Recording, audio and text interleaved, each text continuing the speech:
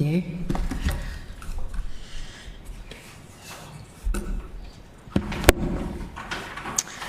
Okay, so I'll introduce our last speaker for the day, Dr. Colin Derrick. He's there's a lot of stuff here. Oh, don't say it all.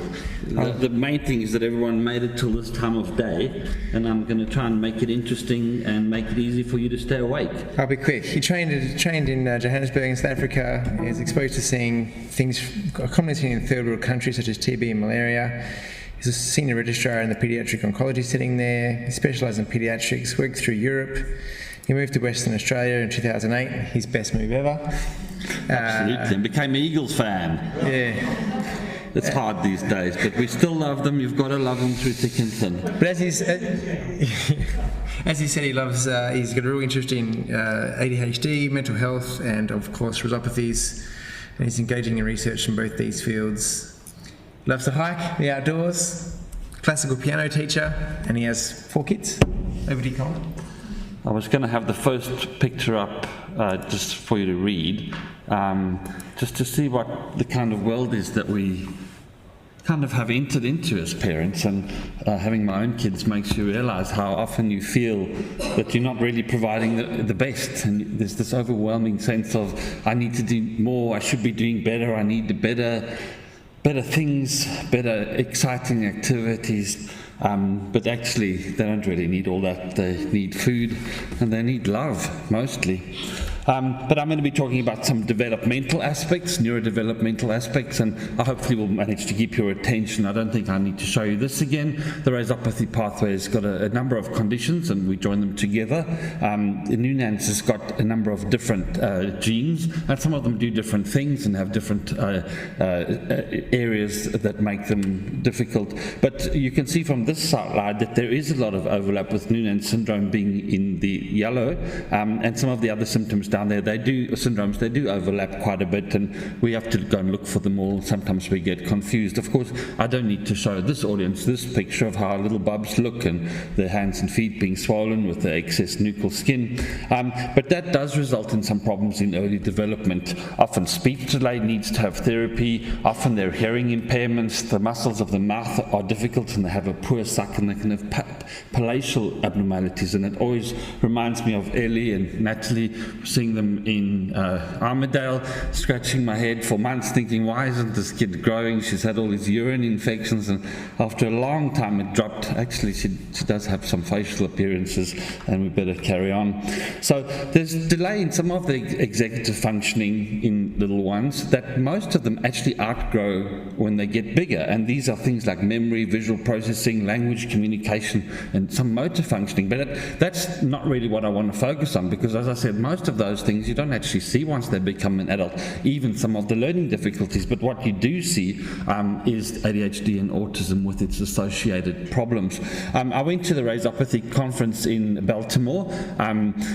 Part of Baltimore, Donald Trump is right when he mentioned that it wasn't the best place, but we had the conference just nearby, which was good. What really stimulated me at this conference is there were a lot of patients who actually had the conditions, and that guy standing up has got neurofibromatosis, and to be in one room where you've got patients, parents, researchers, pathologists, clinicians, psychiatrists, and people that are interested in children's health is really amazing. And we had a panel where some of the kids said what they wanted the researchers to look at, and some of it was growth, but mostly it was how can I get on better with my friends. Contrasting with many of the other conferences which we used to go all the way around the world to stay up to date. This is a psychiatry one in Prague in July 2028, where there was just doctors and a few allied health, no patients at all. We talked about patients, but we didn't actually see any of them there.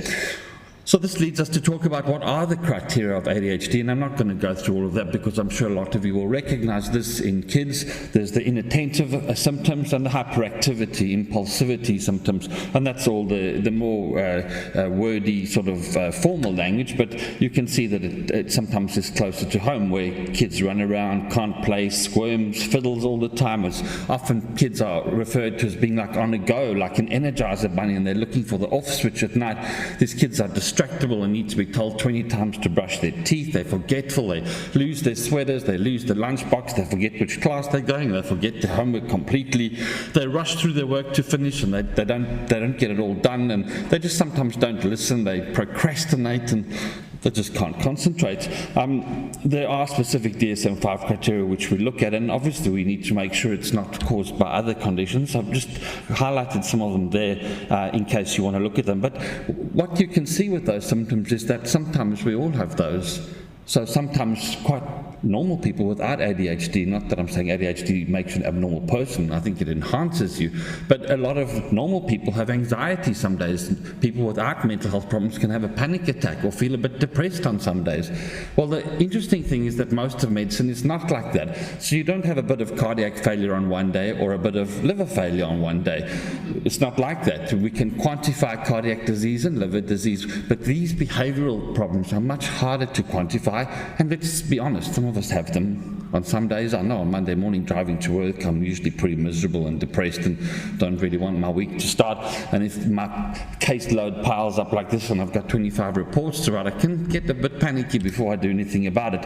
There's lots of ADHD myths around, that girls don't get ADHD, that poor parenting causes ADHD, and that's a lot of BS. I've seen a lot of patients over the years, and parenting style doesn't always change the presentation. So I always remember the guy in Rockingham who is a Navy guy driving across that bridge to Garden Island military. Kids are standing ready to brush their teeth at 6:30 and ready to get their lunchbox at 20 to 7 and in the car by 7. Those kids get ADHD and they look the same as another type of family that I see in Rockingham, where the parents smoke dope and they sit in the guitar, playing the guitar in the park on Sunday afternoon. I know, that's where I met them. And their kids also have ADHD. So the parenting style doesn't really impact on, of course it impacts on how they're looked after, but you can get ADHD in both of those settings. Having ADHD is not that serious. You'll appreciate that in a minute. And ADHD is not a real disorder. Those are all myths. There's more research on ADHD than there is on all of oncology together. People sometimes say, oh, ADHD is quite a new thing. It's been around just for a short time. That's not actually that true. There were case reports going back to the late 18th century. There were quite good reports of ADHD in French and in Scottish textbooks. Medication was developed and started for behavioral problems in 1960, which is quite a long time ago. It used to be called the hyperkinetic disorder. It was understood that it was heritable and more common in twins. And then we started getting your longer acting medication, your adult diagnosis, and your non-stimulant medication. So ADHD is not just another word for bad parenting, and I've got that row of kids at the top, and the one with the red shirt is the one brought to us. And yes, all of those little boys at some time will look like they've got a red shirt and behave like that, but it's the kid who behaves like that all the time that's a problem, that is different to the rest of them, that is the one who's always in trouble, that doesn't sit still, that can't put his hand up, who gets around and walks around in the class, that can't sit on the mat, can't keep his hand still, and it's quite difficult. Now, we know that there's extensive research on what areas of the brain are involved. How does it happen? Where are these pathways? Well, there's millions and millions of pathways in your brain, and it's really far too many for us to understand. So we do realize that at this point in time we've got a very crude understanding. But most of these things you'll see highlighted prefrontal cortex. Look for the word, you'll see it quite a lot. Prefrontal cortex. It appears quite a few places, I can't see it all, but prefrontal cortex is where the problem is, and that controls your subconscious brain, just like you learn to drive a car and change gears, or you're walking, you don't have to think about left foot, right foot. Those are your automatic things. Your frontal part of your brain controls, do I love that person, 2 + 2 is 4, should I go to Coles or IKEA, for example. That's your frontal brain. But behind that sits a whole neural network that controls how you move, how you have your emotions, how you control your impulses. And quite often kids with ADHD have quite bad impulse control, so they'll say in the shop, oh, that lady looks so ugly, or they'll get in your face and invade your personal space without thinking of the consequences of what they're doing. Again, this is another schema, mainly to remind myself that I have to tell you about dopamine, noradrenaline. Those are the main neurotransmitters involved in the prefrontal cortex, which is this lump. And you can see it goes to your emotions in your limbic area, it goes to your cerebellum, which is your coordination area, and really lots of parts of the brain.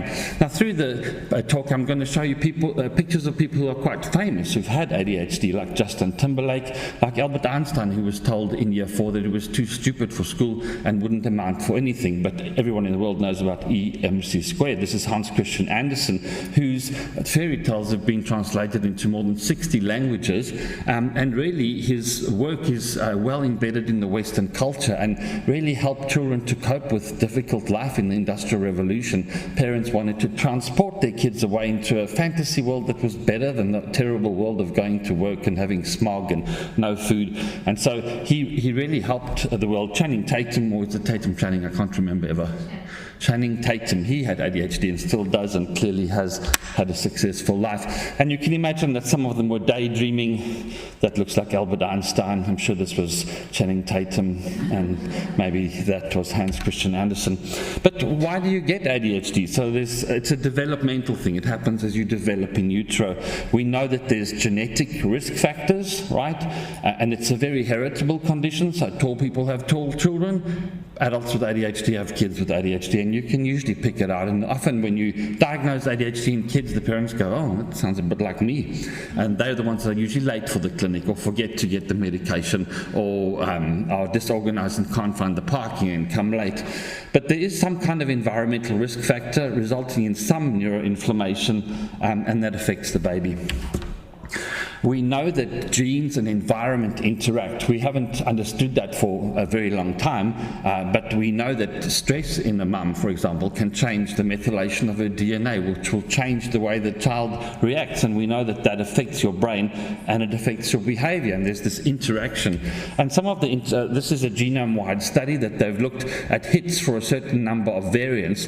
So you can see that having certain genes makes you at risk of ADHD. Having those specific genes, does it make you have ADHD? No, it makes you at risk of ADHD. And we do know, lots of studies show, and lots of people do extensive research in MRI, functional MRI, PET scanning, that sort of thing.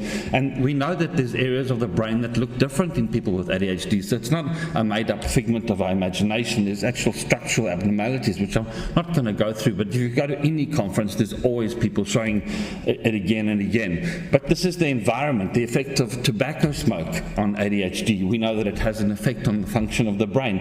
And we know that prenatal maternal smoking is related to increased ADHD symptoms.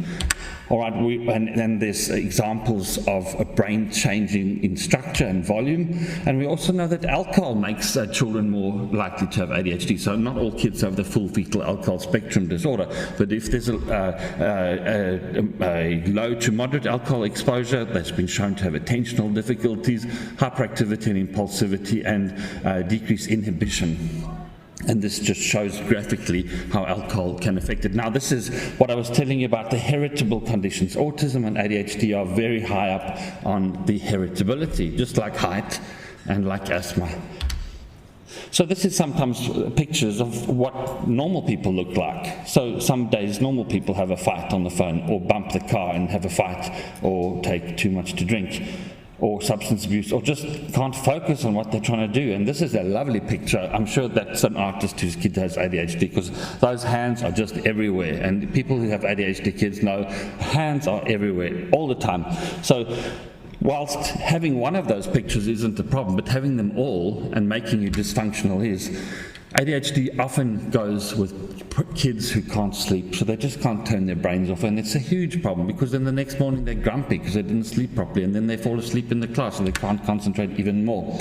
One thing that's important to do as a parent of a kid with ADHD is to man yourself with information, or that's incorrect, person yourself up with information. The way to help your child with ADHD is to become an ADHD expert yourself, and these are books. This one, ADHD Go-To Guide, that I don't have shares in at all, is locally written one, and I'd often tell people, go and read the book, and if you agree, maybe we can start some treatment. ADHD often comes with friends. For example, depression, conduct disorder, learning disability, ASD, mood disorder, anxiety, tics, and ODD. oppositional defiant disorder, and this is just a bit more fleshing out of that, which I'm not going to go through.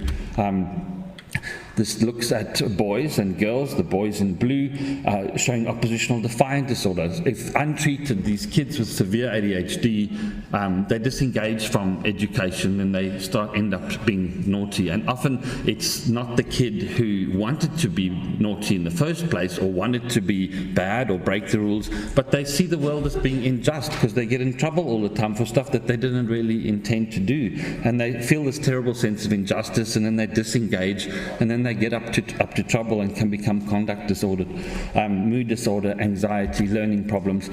Of course, as medicos, we have to make sure that there's not another underlying condition. So conditions like Fragile X syndrome, these guys with long faces and big floppy ears, or these ones with fetal alcohol syndrome with a very thin upper lip, and some other features which the guys doing exams should learn about. So we have to be aware that other conditions can cause it, and obviously I'm talking to a group who knows only too well that Noonan syndrome can be associated with ADHD and ASD. A lot of times people will come to the office and say, my kid doesn't have ADHD, he can focus on doing Lego for 3 hours, but they can't focus on anything else. So the fact that your kid can concentrate on something for very long doesn't mean that they don't have ADHD. It's what happens when you try and stop them.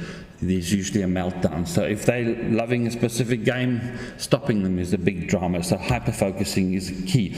So what you see with inattention, this green stripe, it's pretty not that bad preschool, but then it hangs around till adulthood.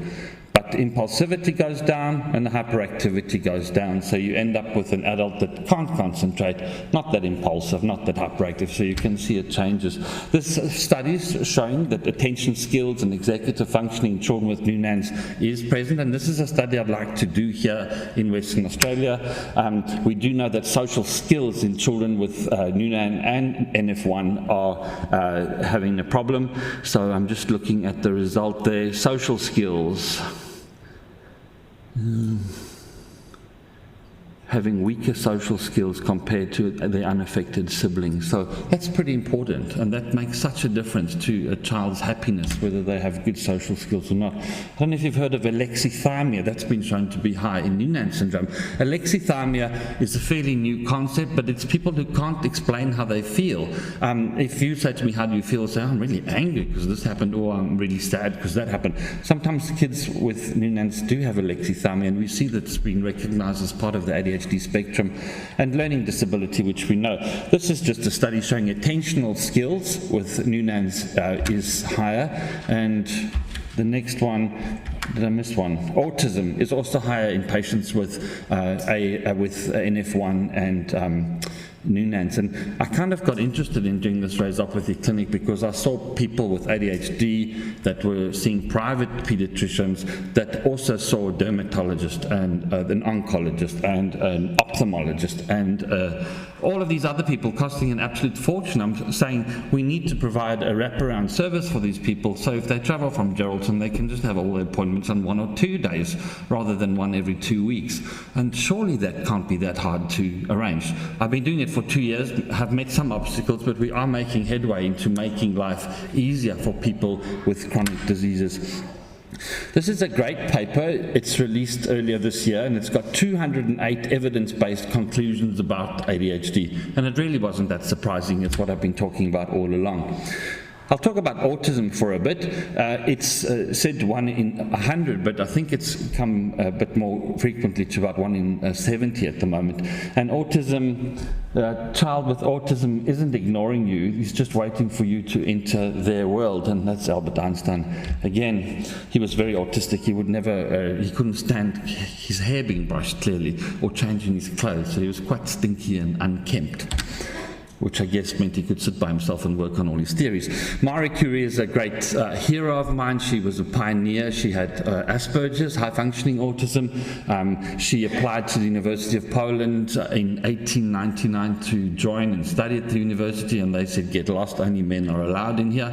Anyway, she became the first female professor of the University of Paris, and she's the only person who's ever won 2 Nobel Prizes, one for physics and one for chemistry, and she made some enormous discoveries. and it changed a lot of our thinking, X-rays being one, but unfortunately she passed away from the complications of the things she was studying. Autism spectrum has got a lot of rules about the diagnosis, and we're looking at things that involve social interaction, eye contact, reciprocity, that's being empathetic and understanding other people's emotions. At this point I have to stop and tell you about a family that I know. The one kid's got pretty bad ADHD all over the show, and he actually got under the car and the mum drove over his foot, so he was bleeding everywhere and obviously screaming, whereas the other kid had high functioning autism, and he was totally obsessed with doctors. He loved going to the hospitals, he loved having his blood taken, he loved everything about medicine. So she was trying to drive to the hospital with one kid screaming in pain with blood and the other one going, "Yay, I'm so happy we're going to the doctor, it's so wonderful." And that's typical of autism and ADHD. The other category is this repetitive, restricted behavior of being obsessed with things. So I've got a little girl who's obsessed at the moment with leopards. She only wants to wear leopard clothes and growl like a leopard and read books about leopards and know every information about a leopard and watch TV shows about leopards. They also get sensory things. They can get hyper or hyporeactive to various inputs, sounds, light, all sorts of things, pressure under their feet. So there's the impairment in social communication plus the restricted patterns of behavior.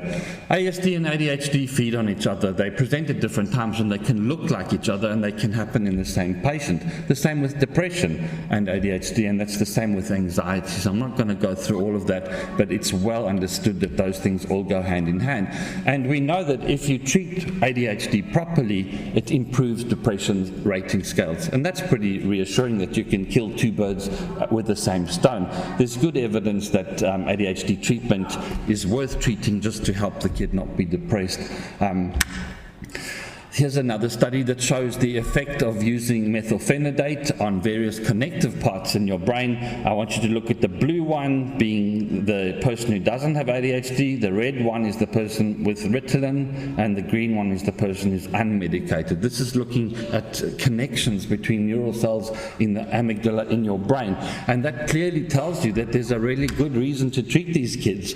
We know that they sit on norepinephrine and dopamine transporters in the prefrontal cortex, and this is a study looking at a monkey's brain, and it actually shows you when the monkey's given a job to do that, the medication actually goes to that specific spot and helps. This is oppositional kids. Another reason why we should treat people is because their level of opposition is improved, as you can see. We spoke about this earlier, the MEK inhibitor trial, and this is a prospective study done in the USA showing that their cognition improves if they go on MEK inhibitors. It's not available here for that indication, but I'm hoping it will be eventually. I'm not going to go through the whole summary, but the scores are good, and they measured the kids at the start, 3 months, 6 months, and 12 months. And I think that's a really good motivation for using a drug like this. Another reason why we treat ADHD, I put this up because it just shows you some of the actual things that happen to kids with ADHD versus normal, being light yellow, ADHD being in orange. So not finishing high school, teen pregnancies, sexually transmitted diseases, substance abuse, it's pretty high. And often as society we're very judgy of people who abuse substances and take recreational drugs, but a lot of them are really trying to find medication to help themselves, and they go looking for things like meth or like marijuana to try and sort out the ADHD symptoms of OCD and anxiety. Having a serious car accident, that's pretty bad, right? There was a study done in USA not that long ago about early 20, just underneath 20-year-olds, kids who were on ADHD treatment. They took the ADHD treatment away and they saw what happened, and a high percentage of them had quite serious car accidents. Now that's very good reason to actually treat. But incarcerated, so if you look into the incarceration into jails, you'll see a much higher incidence of ADHD if you apply those diagnostic standards, or even just being fired from a job. So for me, I've got some people who say, I don't want to treat my child. I'm going, you want to have a look at this and see how it goes? Of course, we don't shove medication onto families or children. It has to be a group decision. It's not like meningitis where you have to treat the child or else they're not going to be all right. ADHD treatment is a collaborative discussion and decision between parents and sometimes the child as well. Obviously, we want to improve the core symptoms of attention, distractibility, poor impulse control. And the impulse control can be really bad. I had a kid who threw the cat off the second floor into the swimming pool, and before the kid hit the water, the kid was already crying, saying, oh no, what have I done? So clearly she knew what was doing was wrong, but she still went and did it. That's very bad impulse control. I'm not going to talk to you too much about this because in the world of medication with ADHD it can be quite complex, but we use stimulants and non-stimulants. Most of us would start treating with stimulants and we'd go with methylphenidate or Ritalin, which is the short-acting. We have the intermediate one, which is Ritalin LA, or the Concerta, which is the long-acting. That's what's available here. And we've got our amphetamines, the dexamphetamine, the short-acting one, and we have a long-acting one called Vyvanse, which sometimes works very well. Sometimes it makes kids very angry and aggressive as well. Our non-stimulant treatment, you will have heard of Catapres, which helps kids to settle down at night, Intuniv, which is guanfacine and Strattera. So sometimes we start with the non-stimulants, especially in kids that are very anxious and we're really worried that it's going to get worse on the stimulants, or kids that have tics, or sometimes kids that have seizures. The aim of treating is to increase these yellow triangles, which is noradrenaline and dopamine in the prefrontal cortex part of your brain, which increases your ability to concentrate, focus, and stops you being impulsive. There's definitely lots of studies that show that these things improve, and as a result, these things improve. Family dynamics, self-esteem, social interactions, and non-compliance of children. And sometimes it's such a day-and-night experience that the parents will come and sit and cry in your office and say, thank you so much for helping us. Or they'll say, there's no way I'm going to have my kid on the weekend without medication because it's impossible to live like that. Some studies do show that you might be a little bit shorter, but David Coggill's a great guy from Melbourne. He's a Scottish guy, and he wrote, I'd rather be short than in jail, right? So the average height loss, which is, I'm talking to the wrong population because Noonan's people are short anyway, but generally speaking, it can make you a little bit shorter if you're going on really high levels of medication, okay? I don't usually use the high level of medication that's required to make you short, but if you've got such a severe ADHD kid, you would tolerate it. It's a discussion you need to have. It's a complex decision. We use medications for ASD. We use risperidone. We use antidepressants, anxiolytics, the stimulants sometimes as well, the non-stimulants, and other medication. But that's boring. What's more interesting is this guy. His name is Michael Phelps. Who can tell me how many gold medals he won at the Olympics? 13. 24, I think it's 24. Yeah, how many goals? Yeah, he's a huge amount. And he had ADHD as a kid, and at one point as a teenager, he was quite suicidal, and life was really difficult for him. So doesn't it show you how you can channel your energy? And of course, this depiction of a kid with autism spectrum is always fun. Here's some more interesting achievers. What's his name? Jordan, Michael Jordan, Bill Gates, JFK, Britney Spears, all known to have ADHD. Neurofeedback is an alternative form of treatment where you actually have an electrode on the side of your forehead and you concentrate and move the fish, right, away from the triangle.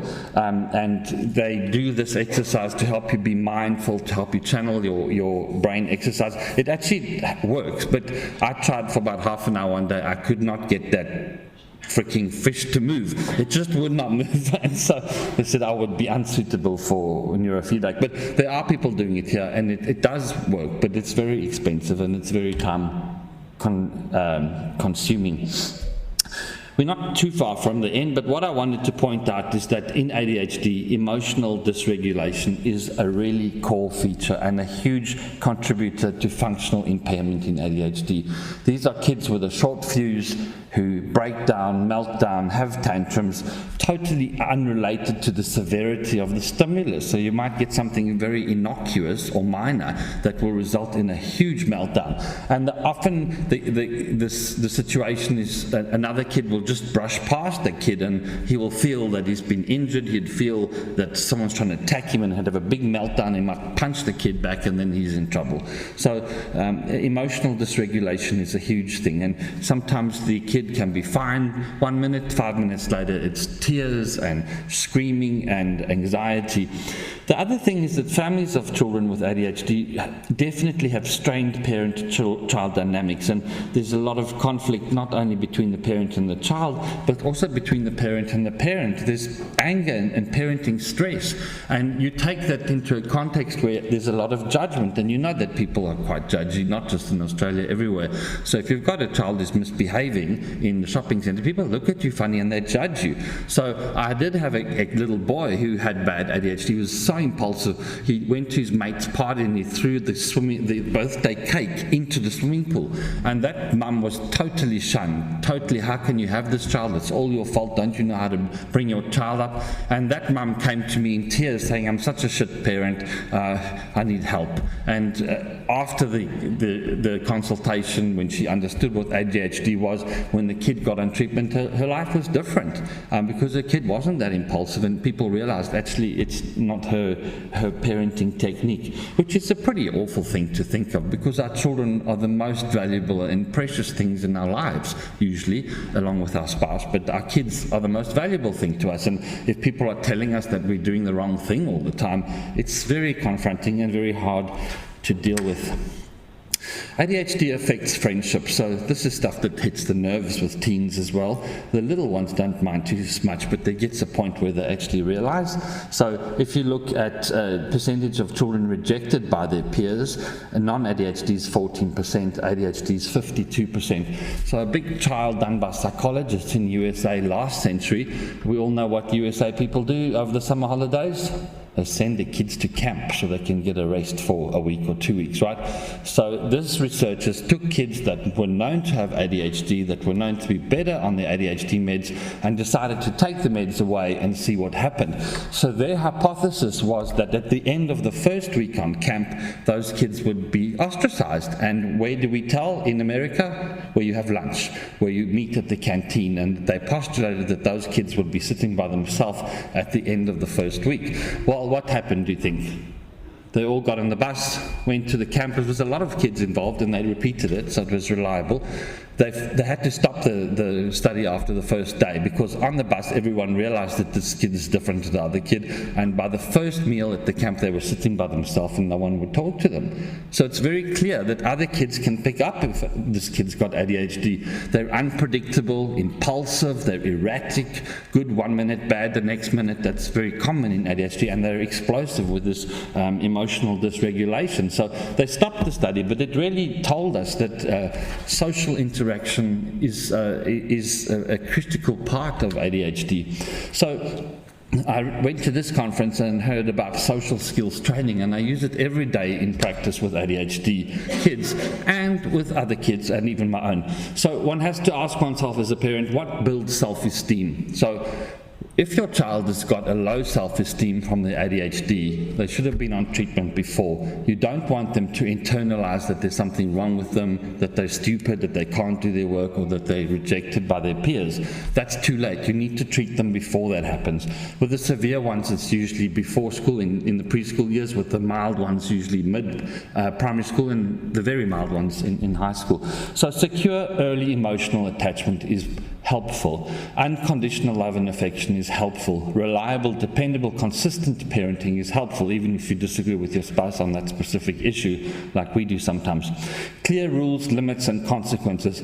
Children actually feel more comfortable if there's a set of rules to follow, and I will admit to doing a slight study when my kid was 6 years old playing soccer. I told the kids, you know what? let's have one half of the game where there's no rules. You can all kick in any direction, whatever goals, whatever team you want to be in. If you want to go and have a drink and sit on the side and not play, that's all fun. Why don't we do that for 20 minutes? They had shorter halves because they were little. And the second half, I said, okay, now all the rules are back. That's the goalpost. You're on this team, you're on that team. You're only allowed to pass this way, etc. And I asked the kids which half they enjoyed. And which do you think they enjoyed? The second, because they knew what was expected of them. They knew how to behave. They knew what they could do. They knew what they couldn't do.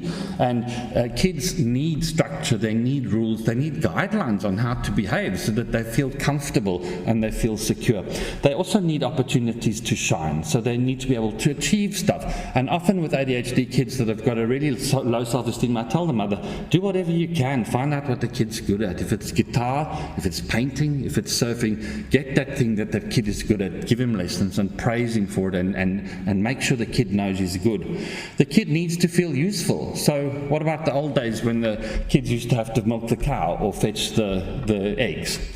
That made a kid feel useful. He felt part of the family, but we don't do that anymore, do we? And that's wrong. I just find it hard enough to get my kids to take the trash out. There's one is my kids, that's his only job, and he doesn't get that done too well. Anyway, they need to be given choices, they need to accept responsibility, and they need to be encouraged to take risks. And I think that sometimes what we see in the later teens is that they've never taken a risk before. All of a sudden they turn 18, they can drink and they get car keys. Not a great combination. And then it's legal to do whatever you want with the, you know what I'm talking about. It's dangerous. They need to have tried things before, need to have figured out what's not good for them and what is. But they also need to feel okay about failure, right? And it's okay if your kid fails at something, you need to tell them, I still love you, you know, we'll try something else. You learn more from failure. All right, I put at the bottom in red. That should really have been at the top, because that's what matters to kids the most. Little kids, it's all about what their parents think and maybe what the teacher thinks, but when they hit year 3, year 4, they don't care about any of that. They don't care about their academic performance. Most of them just care how much they're valued by their peer group. That's really important, and we're seeing so much problems with kids that we should focus on this a bit. So think back to your own childhood experience. These are the type of kids.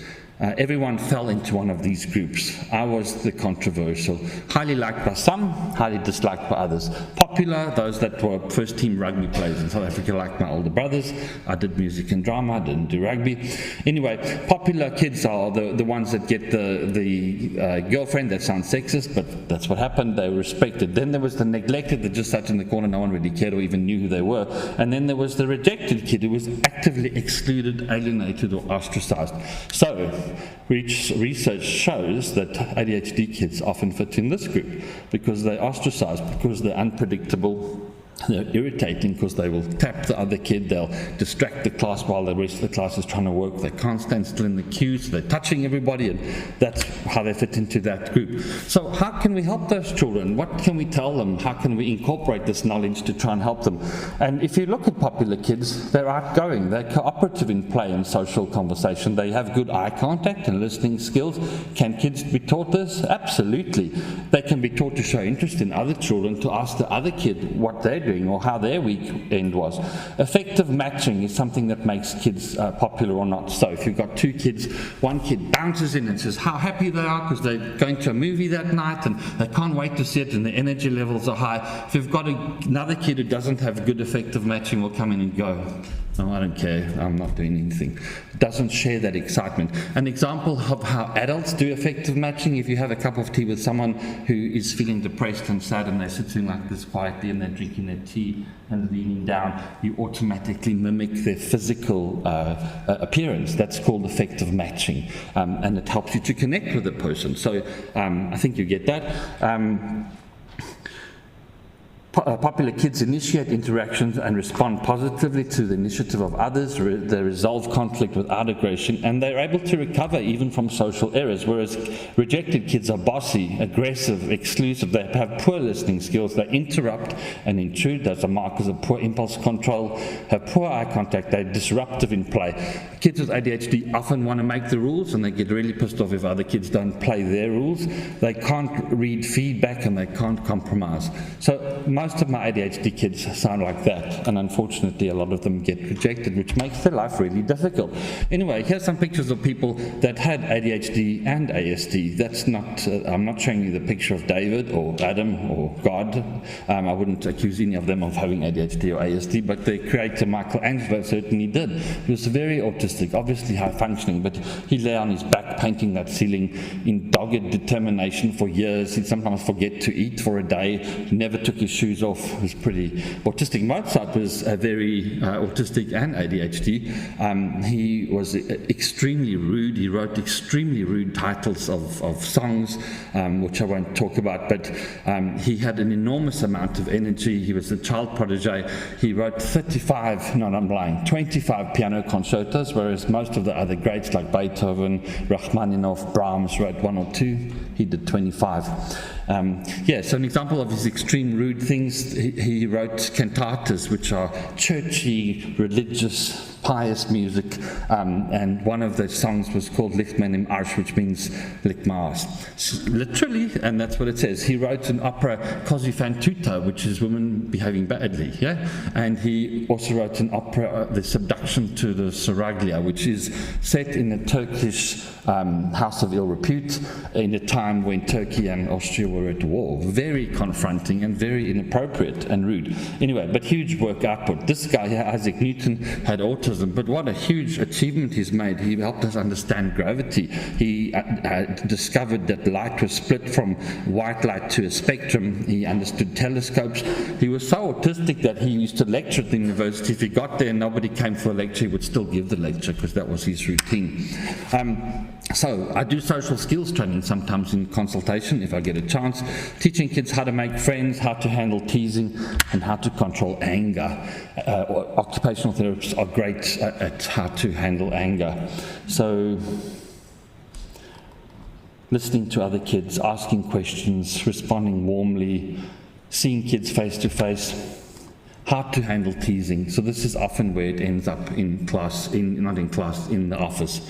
I teach kids to stay calm, because they're not calm if they're being teased. You're angry or you're sad. I tell them to pretend that they're not upset, because often the bully does it because of the reaction of the kid who's being bullied, and often because they get teased at home or abused at home.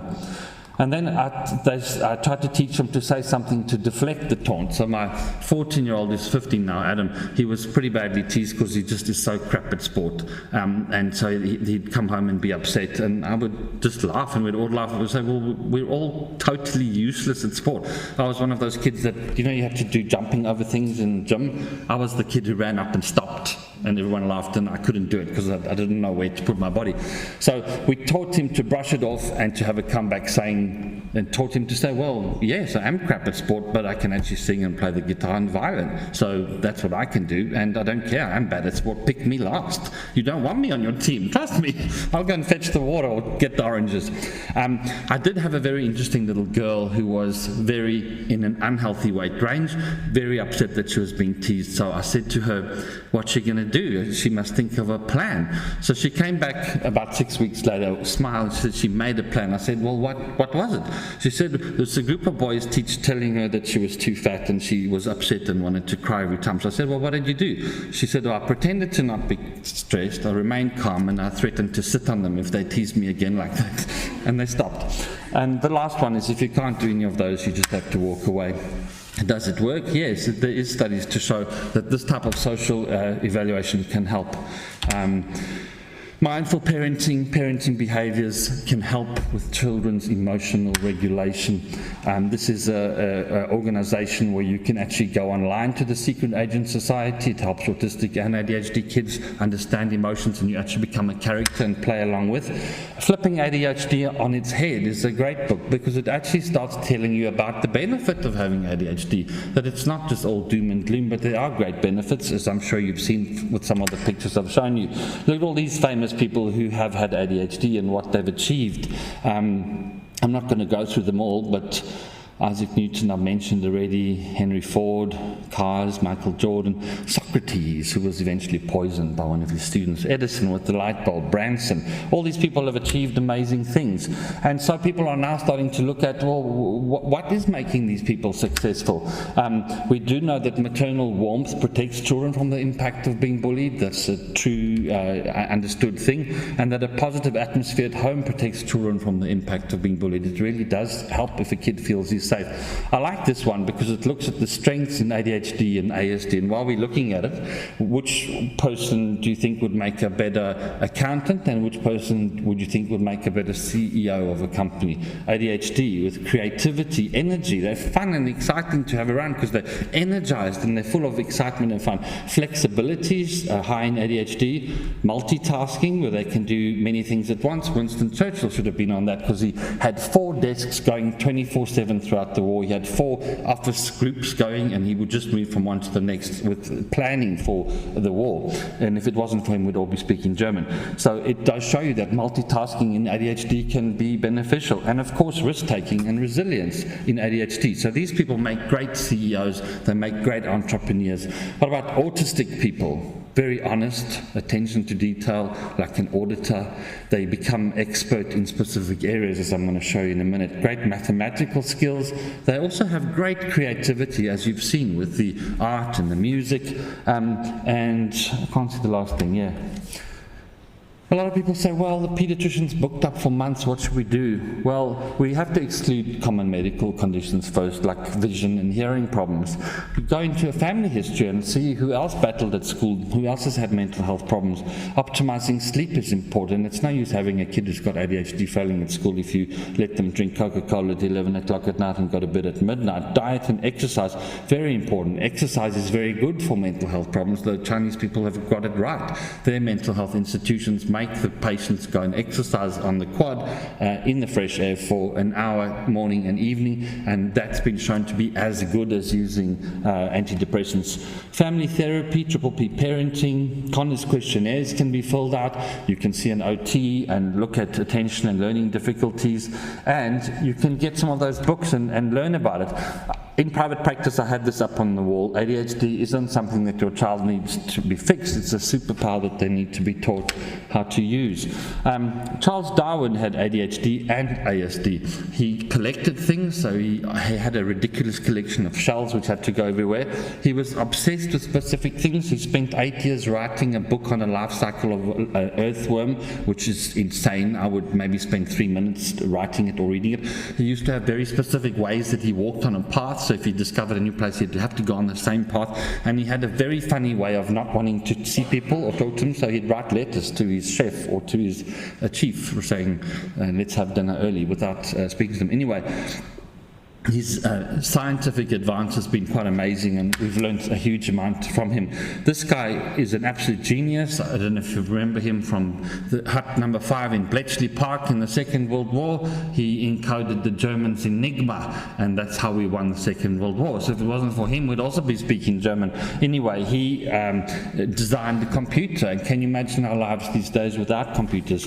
He made the first computer and used it to disencode the Enigma. That was his machine, and he was an amazing guy who made that comment. But just picking up on it, and obviously if you've seen that movie, you'll see that he was actually put on treatment for gender identity issues and homosexuality, and he was forced to take diacylstilbethrol, which was what was used for that conditioning treatment, which stopped only recently in the 70s. That made him depressed and he committed suicide. But in the same way, the opposite, that he was punished like that, the statisticians and mathematicians say that because of his discovery of that code that he broke, he saved about 13 million people's lives if the Germans were to advance and take over the whole of Europe. So it's pretty sad, but it really shows you that people that have what other people think is a disability can be an enormous possibility. And this gets a bit personal because that's me on that side. I'm the youngest of these three. That's my oldest brother Kevin. That's my middle brother Grant. And I was obviously the tallest and best looking and obviously most intelligent. But this is Kevin, and this is from his penthouse in Clifton, which is in Cape Town, which is a very beautiful place. When he was in year 4, Mrs. Newsom hit him over the head with a school book saying he was too stupid for school and he should leave. He went to a special school for special ed. For about 6 years, he had to go away to a different town to go to this fancy school to learn how to read and write. He barely finished high school, and he was in a lot of trouble. He told the principal to F off a few times. He punched the principal in the face a few times, which was extremely shameful in the 80s in South Africa. We were quite ashamed as a family because of his behavior. He got mixed up with some really bad people, but eventually he went to the army, right? And in the army he learned to be focused, he learned to be planned, he learned what his rules are, and he actually built up a security company called Servest, which he listed on the stock exchange about 5 years ago for more than $200 million. He owns 2 jets, and my youngest son, who's a bit ADHD, got off the plane and said to me, "Yeah, Dad, why don't you have a jet plane?" But he's an example of how someone could have just laid back and said, "Yeah, I'm really crap at all of this, I give up." No, he turned it around, and when I see how his life has changed and how difficult his life at school was and what he's ended up being, it makes me have a lot of hope for people with ADHD, and that makes me want to help people. Any time for questions? Did I manage time right? Any questions at all? That word you said, that alexithymia word? Alexithymia. Yeah. Is that part of the ADHD? It's on the attention spectrum disorder. So there's another recently described one that's understood now called sluggish cognitive tempo. So you get kids, more girls, teens, that just have this brain fog, and they, like some people describe it when they get pregnant. My wife said she got it when she was advanced and pregnant and after the baby. My daughter has these meltdowns. Yeah.